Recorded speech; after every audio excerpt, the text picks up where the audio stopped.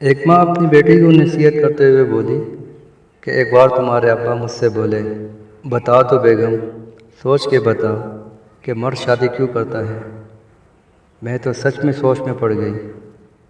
پھر تمہارے ابا بولے، مہینے بعد حساب کرو تو بیوی کا خرچہ 4 باہر والی عورتوں سے زیادہ ہوتا ہے، لیکن مرد پھر بھی شادی کرتا ہے۔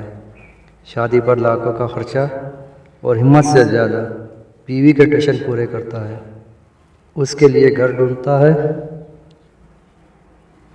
اس کے آرام کے لیے جدوجہد کرتا ہے، دھوپ میں کڑکتا ہے، محنت کی بھٹی میں جلتا ہے، کبھی ضرورت پڑے تو اپنی انا بیچ دیتا ہے تو کبھی اپنا ایمان، صرف اپنی بیوی کی خوشی کے لیے۔ ماں بولی، پتہ ہے کیوں؟ تم پوچھو نہ کیوں۔ بیٹی بولی، کیوں؟ ماں بولی، کیونکہ مرد کی یہ والی عادت خدا جیسی ہے۔ آپ دیکھو نا، خدا کو کیا ضرورت تھی، اربوں خربوں انسان پیدا کرتا اور پھر ان کے رہن سہن اور کھانے پینے کی چیزیں مہیا کرتا۔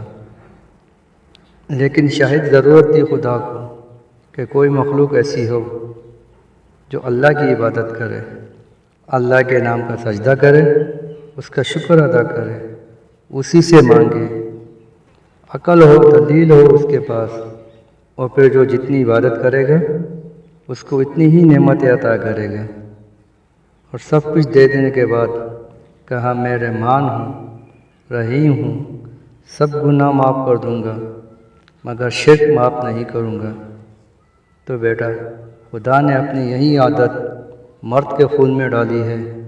جس طرح اللہ کو اپنی مخلوق پیاری ہے، اسی طرح ہر مرد کو اپنی بیوی سب سے پیاری ہوتی ہے۔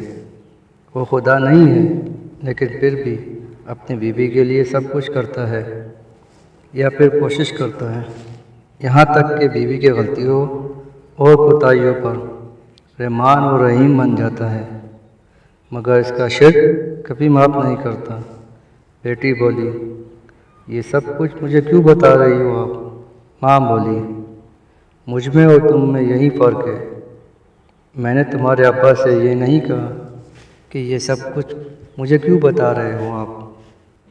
خیر، عقل اور دلیل تو خدا نے تجھے بھی دی ہے، تو بیٹھ کر سوچنا جب تمہارا سوچنے کو دل کرے۔